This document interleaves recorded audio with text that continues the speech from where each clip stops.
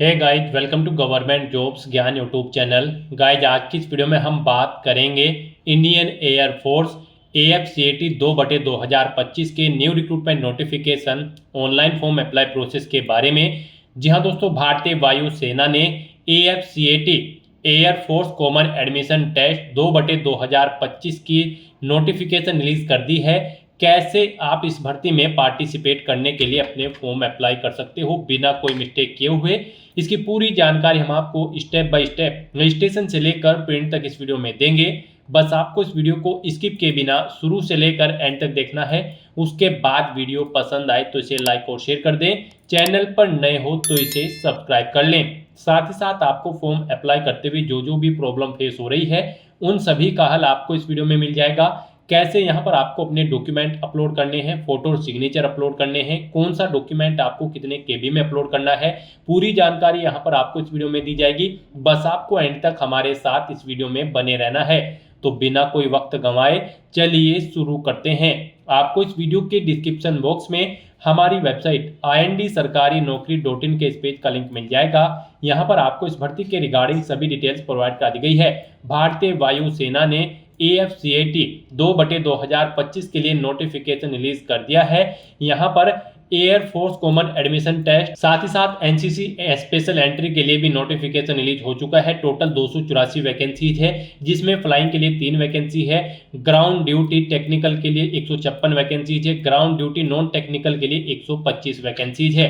आप 2 जून 2025 से 1 जुलाई 2025 तक अपने फॉर्म अप्लाई कर सकते हो। ग्रेजुएट डिग्री धारक कैंडिडेट अप्लाई कर सकते हैं ऑल इंडिया से ऑनलाइन मोड में। उसके लिए आपको इस पेज को नीचे स्क्रॉल डाउन करना है, इंपोर्टेंट लिंक सेक्शन में आना है और फिर आपको पहले ऑफिशियल नोटिफिकेशन PDF के इस लिंक पर क्लिक करना है। आपके सामने ये PDF ओपन हो जाएगी। यहाँ से आपको इस भर्ती के रिगार्डिंग सभी डिटेल्स रीड कर लेनी है कि यहाँ पर कौन सी ब्रांच के लिए कितनी नंबर ऑफ वैकेंसीज है, कैसे आप अप्लाई कर सकते हो, कब से कब तक आप अप्लाई कर सकते हो, क्या आपका एलिजिबिलिटी क्राइटेरिया होना चाहिए। पूरी जानकारी यहाँ पर आपको प्रोवाइड कर दी गई है। आपको सभी डिटेल्स यहाँ से केयरफुली रीड आउट करनी है। उसके बाद यहाँ पर आपको अपने एप्लीकेशन फॉर्म फिल कर लेने हैं। फॉर्म फिल करने के लिए भी आपको हमारी वेबसाइट के इसी पेज पर ही अप्लाई ऑनलाइन का लिंक दिया गया है। जैसे ही आप इस लिंक पर क्लिक करेंगे तो आपके सामने यहाँ पर इंडियन एयरफोर्स का ये ऑफिशियल पोर्टल ओपन होगा।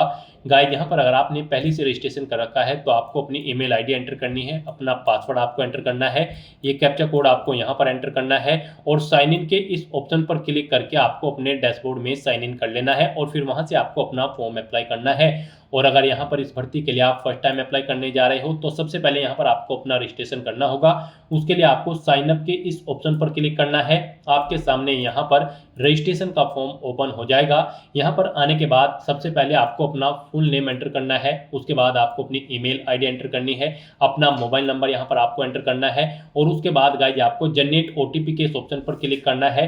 फिर आपकी ईमेल आईडी और मोबाइल नंबर पर OTP आएंगे। वो OTP आपको यहाँ पर एंटर करने हैं। यहाँ पर ईमेल पे जो OTP आएगा वो आपको इस कॉलम में एंटर करना है, OTP रिसीव्ड ऑन ईमेल, और जो फोन पर आएगा वो आपको यहाँ पर इस कॉलम में एंटर करके अपना मोबाइल नंबर और ईमेल आईडी को वेरीफाई कर लेना है। फिर आपको ये कैप्चा कोड यहाँ पर एंटर करना है और उसके बाद आपको यहाँ पर साइन अप के इस ऑप्शन पर क्लिक कर देना है। इस तरह से यहाँ पर आपका रजिस्ट्रेशन सक्सेसफुली कंप्लीट हो जाएगा। अब यहाँ पर आपको अपनी ईमेल आईडी एंटर करनी है, अपना पासवर्ड आपको एंटर करना है। आपकी रजिस्टर्ड ईमेल आईडी पर एक सिस्टम जनरेटेड पासवर्ड आया होगा, वो पासवर्ड आपको यहाँ पर एंटर करना है। ये कैप्चा कोड आपको यहाँ पर एंटर करना है और उसके बाद गाइस यहाँ पर आपको साइन इन की स्टेप पर क्लिक कर देना है। नेक्स्ट यहाँ पर आपको अपना पासवर्ड रिसेट करना है। यहाँ पर आप अपना नया पासवर्ड एंटर करें। आपके पासवर्ड के लिए यहाँ पर गाइडलाइन दी गई है। पासवर्ड यहाँ पर आपका 8 से 16 कैरेक्टर के बीच में होना चाहिए और ये अल्फा न्यूमेरिक फॉर्मेट में होना चाहिए। मीन्स आपके पासवर्ड में कम से कम एक अपर केस कैरेक्टर, एक लोअर केस कैरेक्टर, एक इंटीजर नंबर और एक स्पेशल कैरेक्टर जैसे कि @ या फिर डॉलर होना चाहिए। तो यहाँ पर आपको इस फॉर्मेट में अपना पासवर्ड रेडी करना है। वही पासवर्ड आपको यहाँ पर कन्फर्म न्यू पासवर्ड फील्ड में एंटर करना है और उसके बाद गाइस यहाँ पर आपको रीसेट पासवर्ड के इस ऑप्शन पर क्लिक कर देना है। इस तरह से यहाँ पर आपका पासवर्ड रीसेट हो जाएगा। फिर आपके सामने कुछ इस तरह से इंटरफेस ओपन होगा। अब यहाँ पर आप air force common admission online test AFCAT या फिर national cadet corps special entry जिसके लिए भी अप्लाई करना चाहते हैं, यहाँ पर आपको अपने अकॉर्डिंग ऑप्शन सेलेक्ट करना है। हम यहाँ पर आपको AFCAT के लिए अप्लाई करके दिखा रहे हैं, NCC के लिए भी सेम ऐसे ही अप्लाई होगा। तो यहाँ पर आपको सिलेक्ट के इस ऑप्शन पर क्लिक करना है। उसके बाद आपके सामने कुछ इस तरह से इंटरफेस ओपन हो जाएगा। अब यहाँ पर आपको कुछ जनरल इंस्ट्रक्शंस दिए गए हैं, आपको इन इंस्ट्रक्शंस को केयरफुली रीड आउट कर लेना है। पेज को आपको नीचे स्क्रॉल डाउन करना है और उसके बाद आपको इस चेकबॉक्स को ओके करना है और फिर यहाँ पर आपको सेव एंड कंटिन्यू के इस ऑप्शन पर क्लिक कर देना है। नेक्स्ट आपके सामने कुछ इस तरह से इंटरफेस ओपन होगा। अब यहाँ पर आपका एप्लीकेशन फॉर्म स्टार्ट हो चुका है। गाइस यहाँ पर आपको अपना फॉर्म फिल करना है, अपने डॉक्यूमेंट अपलोड करने हैं, एग्जाम सिटी सेलेक्ट करनी है और फाइनली आपका फॉर्म आपको सबमिट कर देना है। उसके बाद आपको अपने एप्लीकेशन फीस का पेमेंट करना है। पेमेंट स्टेटस चेकआउट करने के बाद आपको अपने एप्लीकेशन फॉर्म का एक हार्ड कॉपी प्रिंट आउट ले लेना है। इस तरह से यहाँ पर आपका एप्लीकेशन फॉर्म कंप्लीट होगा। यहाँ पर फॉर्म फिल करते समय सबसे पहले आपको अपनी पर्सनल डिटेल देनी है, फिर क्वालिफिकेशन की डिटेल, फिर आपको कोर्स प्रेफरेंस देनी है, एडिशनल डिटेल देनी है, अपनी कम्युनिकेशन डिटेल यहाँ पर आपको प्रोवाइड करानी है। तो यहाँ पर अब आपको अपना फॉर्म अप्लाई करना है। सबसे पहले यहाँ पर आपसे पूछा गया है कि क्या आपने 10वीं के बाद ऑफिशियली कभी अपना नाम चेंज किया है। अगर किया है तो यस करें और अपना चेंज नेम दे, नहीं किया है तो यहाँ पर आप नो ऑप्शन सेलेक्ट करेंगे। उसके बाद आपसे पूछा गया है यहाँ पर आपके फादर का नाम, आप अपने फादर का नाम एंटर करें, मदर का नाम एंटर करें। अगर आपके पास कोई सेकेंडरी ईमेल आईडी है वो आप एंटर कर दें, नहीं है तो इस कॉलम को खाली छोड़ दें, ये ऑप्शनल है। उसके बाद आपकी बॉडी पर कहीं कोई कट या तिल का निशान है तो उस पहले इसका नाम दें, नहीं है तो नो मार्क यहाँ पर आप एंटर करें। फिर यहाँ पर आपको इस पेज को नीचे स्क्रॉल डाउन करना है। उसके बाद आपसे पूछा गया कि क्या यहाँ पर आप सनग्लासेस यानी कि आप चश्मा पहनते हैं। अगर पहनते हैं तो यस करें, नहीं तो नो ऑप्शन सेलेक्ट करें। अपना कोई आईडी प्रूफ यहाँ पर आप सेलेक्ट करें, उसका नंबर यहाँ पर आप एंटर करें। फिर आपसे पूछा गया कि क्या आपने PABT CPSS पास आउट किया है। अगर किया है तो इस ऑप्शन को पास को सेलेक्ट करें, फेल्ड है तो फेल्ड ऑप्शन सेलेक्ट करें, नहीं अपीयर हुए हैं तो यहाँ पर आपको नोट अपीयर्ड ऑप्शन सेलेक्ट कर लेना है। इसके बारे में आप व्यू इन्फॉर्मेशन के लिंक पर क्लिक करके इन्फॉर्मेशन कलेक्ट कर सकते हो, इन्फॉर्मेशन ले सकते हो। यहाँ पर अगर आपने PABT CPSS पास आउट किया है तो यहाँ पर आपको अपना बैच नंबर देना होगा, PABT CPSS का चेस्ट नंबर देना होगा। यहाँ पर इशू कब हुआ है वो डेट आपको सेलेक्ट कर लेनी है। यहाँ पर आपको AFSB बोर्ड सेलेक्ट कर लेना होगा। फिर यहाँ पर आपसे पूछा गया कि क्या आपके पास वैलिड कमर्शियल पायलट लाइसेंस है। यहाँ पर फ्लाइंग ब्रांच की पोस्ट पर अप्लाई करने के लिए ये होना जरूरी है, नहीं है तो यहाँ पर आप नो ऑप्शन सेलेक्ट करेंगे, है तो यस ऑप्शन सेलेक्ट करेंगे। उसके बाद आपसे पूछा गया कि क्या आप इंडियन एयरफोर्स में एयरमैन के पोस्ट पर सर्विस करते हैं। अगर करते हैं तो आप यस करेंगे और फिर यहाँ पर आप उसकी डिटेल देंगे, जैसे कि रैंक क्या है आपकी वो बताएं। यहाँ पर सर्विस नंबर आप दें, अपनी करंट पोस्टेड यूनिट यहाँ पर आप एंटर करें, कमांड सेलेक्ट करें और नहीं है आप एयरमैन के पद पर कार्यरत तो आपको नो ऑप्शन सेलेक्ट करना है। अपना जेंडर फिर आपको यहाँ पर सेलेक्ट करना है। उसके बाद यहाँ पर आपको हम बता दें केवल अनमैरिड कैंडिडेट से यहाँ पर अप्लाई कर पाएंगे। फिर यहाँ पर आपको अपनी डेट ऑफ बर्थ सेलेक्ट करनी है। यहाँ पर आपका जन्म 2/7/2000 से 1/7/2006 के बीच में होना अनिवार्य है। अपनी वही डेट ऑफ बर्थ आपको एक बार फिर से यहाँ पर सेलेक्ट कर लेनी है और फिर गाइस यहाँ पर आपको सेव एंड कंटिन्यू के इस ऑप्शन पर क्लिक कर देना है। फिर आपने जो डिटेल प्रोवाइड कराई है इसका प्रीव्यू आपको शो कर दिया गया है, आपको इसे चेकआउट करना है और फिर सबमिट के इस ऑप्शन पर क्लिक कर देना है। नेक्स्ट यहाँ पर आपको अपनी एजुकेशनल क्वालिफिकेशन की डिटेल प्रोवाइड करनी है। गाइस यहाँ पर आप ऑफिशियल नोटिफिकेशन में से चेकआउट कर सकते हो। यहाँ पर फ्लाइंग ब्रांच के लिए आपका 12वीं क्लास में आपके पास 50% मार्क्स होने जरूरी है मैथ और फिजिक्स में, प्लस यहाँ पर आपके पास ग्रेजुएट डिग्री होनी जरूरी है। 3 साल की ग्रेजुएट डिग्री मिनिमम 60% मार्क्स के साथ किसी वेल रिकॉग्नाइज्ड यूनिवर्सिटी से किसी भी डिसिप्लिन के अंतर्गत, या फिर आपके पास BTech की डिग्री होनी चाहिए 4 साल की किसी वेल रिकॉग्नाइज्ड यूनिवर्सिटी से 60% मार्क्स के साथ। यहाँ पर फ्लाइंग ब्रांच के लिए हम आपको ये क्वालिफिकेशन बता रहे हैं। या फिर कैंडिडेट का यहाँ पर क्लियर्ड सेक्शन होना चाहिए A and B examination of associate membership of institution of engineer से 60% मार्क्स के साथ यहाँ पर। और अगर आप ग्राउंड ड्यूटी टेक्निकल ब्रांच के लिए अप्लाई कर रहे हैं तो कैंडिडेट के पास यहाँ पर 50% मार्क्स होने चाहिए फिजिक्स और मैथमेटिक्स में 10+2 लेवल में, और यहाँ पर आपके पास ग्रेजुएट डिग्री होनी जरूरी है एडवांस कंप्यूटर एप्लीकेशन या फिर artificial intelligence AI and data science. यहाँ पर इन ब्रांच के अंतर्गत आपके पास ग्रेजुएट डिग्री होनी जरूरी है। आप ऑफिशियल नोटिफिकेशन में से अपनी क्वालिफिकेशन चेकआउट कर सकते हो। एरोनॉटिकल इंजीनियर के लिए आपके पास ये क्वालिफिकेशन यहाँ पर होनी चाहिए। और यहाँ पर ground duty non technical branch weapon system WS branch के लिए आपके पास यहाँ पर कुछ इस तरह से क्वालिफिकेशन होनी चाहिए। यहाँ से आप ऑफिशियल नोटिफिकेशन में से चेकआउट कर सकते हो। यहाँ पर आप ऑफिशियल नोटिफिकेशन में से अपनी क्वालिफिकेशन चेकआउट करेंगे और उसके अकॉर्डिंग यहाँ पर आप अपनी एजुकेशनल क्वालिफिकेशन सेलेक्ट करें और फिर यहाँ पर आप उसकी डिटेल प्रोवाइड कराएं। यहाँ पर अगर आपने 10+2 प्लस ग्रेजुएशन कर रखी है तो पहले यहाँ पर आपको अपना ग्रेजुएशन का लेवल सेलेक्ट करना है। आपने किस में अपनी ग्रेजुएशन की है, ऑप्शन A, B, C या फिर D, यहाँ पर इनकी डिटेल आप चेकआउट कर सकते हो व्यू डिटेल्स के इस ऑप्शन पर क्लिक करके। ऑप्शन A में आपके पास BTech की मिनिमम 4 साल की ग्रेजुएट डिग्री होनी चाहिए या फिर आपका क्लियर होना चाहिए section A and B examination of AMIE या फिर ASIE in one of the mechanical discipline. इन किसी एक डिसिप्लिन में आपका BTech की डिग्री पास आउट होना जरूरी है। यहाँ से आप पूरी डिटेल चेकआउट कर सकते हो। तो यहाँ पर आप अपने अकॉर्डिंग ऑप्शन सेलेक्ट करें। उसके बाद यहाँ पर आपको अपनी क्वालिफिकेशन सेलेक्ट कर लेनी है। यहाँ पर आपने बैचलर ऑफ इंजीनियरिंग की है, बैचलर ऑफ टेक्नोलॉजी की है या फिर AMI या फिर ASI की है। आप अपने अकॉर्डिंग ऑप्शन सेलेक्ट करें। फिर यहाँ पर आपको अपनी ग्रेजुएशन क्वालिफिकेशन की स्ट्रीम सेलेक्ट कर लेनी है, सब्जेक्ट जिसमें आपने अपनी ग्रेजुएशन कंप्लीट की है। उसके बाद यहाँ पर आपको कोर्स का ड्यूरेशन देना है, ईयर में कितने ईयर में आपने कंप्लीट की है। ग्रेजुएशन का कॉलेज या फिर इंस्टीट्यूट का नाम देना है, फिर यूनिवर्सिटी का नाम देना है जिससे आपने पास आउट की है, डेट या फिर expected date of obtaining the graduation. अगर आप पास आउट हो चुके हैं तो डेट सेलेक्ट करें, फाइनल ईयर में अपेयर्ड हैं तो एक्सपेक्टेड डेट यहाँ पर आप सेलेक्ट कर लें। फिर यहाँ पर आपको अपनी परसेंटेज बतानी है, कितनी % आपने यहाँ पर ऑब्टेन किए हैं अपनी ग्रेजुएशन में, या फिर अगर आपने CGPA या फिर ग्रेड में मार्क्स ऑब्टेन किए हैं तो यहाँ पर आप कन्वर्जन फॉर्मूला डिटेल्स इस लिंक पर क्लिक करके यहाँ पर अपनी ग्रेड या फिर आप CGPA की डिटेल्स प्रोवाइड करा सकते हैं। फिर यहाँ पर आपको करंट बैकलॉग्स इन ग्रेजुएशन, अगर आपकी बैकलॉग है तो आप यहाँ पर यस करेंगे। फिर आप यहाँ पर एलिजिबल नहीं होंगे तो यहाँ पर आपको नो ऑप्शन सेलेक्ट करना होगा। उसके बाद यहाँ पर आपको अपनी 12th की डिटेल प्रोवाइड करनी है। यहाँ पर आपने कितने % मार्क्स ऑब्टेन किए हैं 12th में, यहाँ पर आपको अपनी परसेंटेज एंटर करनी है। फिजिक्स में आपने कितने % मार्क्स यहाँ पर ऑब्टेन किए हैं वो आपको एंटर करना है। फिर यहाँ पर आपने मैथमेटिक्स में कितने % मार्क्स ऑब्टेन किए हैं वो यहाँ पर आपको एंटर कर देने हैं। इस तरह से अपनी क्वालिफिकेशन की डिटेल प्रोवाइड करने के बाद फिर आपको सेव एंड कंटिन्यू के इस ऑप्शन पर क्लिक कर देना है। नेक्स्ट यहाँ पर आपको आपकी क्वालिफिकेशन के अकॉर्डिंग कोर्स शो कर दिए जाएंगे। यहाँ पर आप जिस कोर्स को फर्स्ट नंबर पर प्रेफरेंस देना चाहते हैं उसे यहाँ पर आप फर्स्ट नंबर पर सिलेक्ट करें, वो यहाँ पर इधर इस सेकंड कॉलम में ऐड हो जाएगा। जिसे आप सेकंड नंबर पर प्रेफरेंस देना चाहते हैं उसे सेकंड नंबर पर सिलेक्ट करें। तो यहाँ पर आपको अपनी क्वालिफिकेशन के अकॉर्डिंग कोर्स शो कर दिए जाएंगे।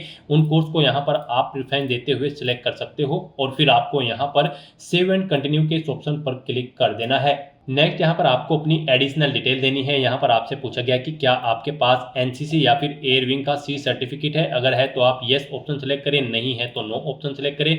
फिर आपसे पूछा गया कि क्या आप अपेयर्ड हो AFSB या फिर SSB में, अगर हैं तो आप यस ऑप्शन सेलेक्ट करें और फिर आप अपना batch number, place of appearing, SSB from date, कब से कब तक आपने अपेयर हुए हैं वो डेट आपको सेलेक्ट कर लेनी है। ऐड SSB डिटेल ऑप्शन पर क्लिक करके अपनी डिटेल ऐड कर देनी है और अगर आप अपेयर नहीं हुए हैं तो आपको नो ऑप्शन सेलेक्ट करना है। उसके बाद यहाँ पर आपसे पूछा गया है कि क्या यहाँ पर आपको इस भर्ती के बारे में कैसे पता चला है, न्यूज़पेपर, सोशल मीडिया या फिर फ्रेंड्स, आप अपने अकॉर्डिंग ऑप्शन सेलेक्ट करें। उसके बाद यहाँ पर आपसे पूछा गया है कि क्या आप कभी गेट एग्जाम में भी अपेयर्ड हुए हैं, अगर हुए हैं तो यस ऑप्शन सेलेक्ट करें। अपेयर्ड ईयर यहाँ पर आप सेलेक्ट करें और अपनी एग्रीगेट ग्रोथ परसेंटेज यहाँ पर आप दे गेट की, नहीं हुए हैं तो आप नो ऑप्शन सेलेक्ट कर लें। इस तरह से अपनी डिटेल फिल करने के बाद फिर आपको सेव एंड कंटिन्यू के इस ऑप्शन पर क्लिक कर देना है।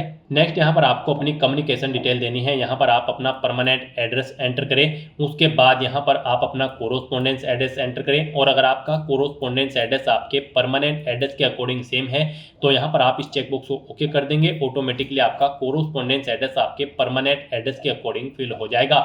यहाँ पर आपको परमानेंट एड्रेस में अपना एड्रेस एंटर करना है, अपना स्टेट आपको सिलेक्ट करना है, सिटी सिलेक्ट करनी है, सब डिस्ट्रिक्ट आपको सेलेक्ट कर लेना है, अपना पिन कोड देना है, नियरेस्ट रेलवे स्टेशन का नाम देना है, लैंडलाइन नंबर है तो वो एंटर कर दे, आधार नंबर यहाँ पर आप दे अपने 12th डिजिट का, और उसके बाद यहाँ पर गाइज आपको सेव एंड कंटिन्यू के इस ऑप्शन पर क्लिक करके अपनी कम्युनिकेशन डिटेल सेव कर देनी है। नेक्स्ट यहाँ पर आपको अपने डॉक्यूमेंट अपलोड करने हैं, यहाँ पर आपको अपना फोटो सिग्नेचर अपलोड करने हैं और आपको अपना लाइव फोटो यहाँ पर कैप्चर करना है।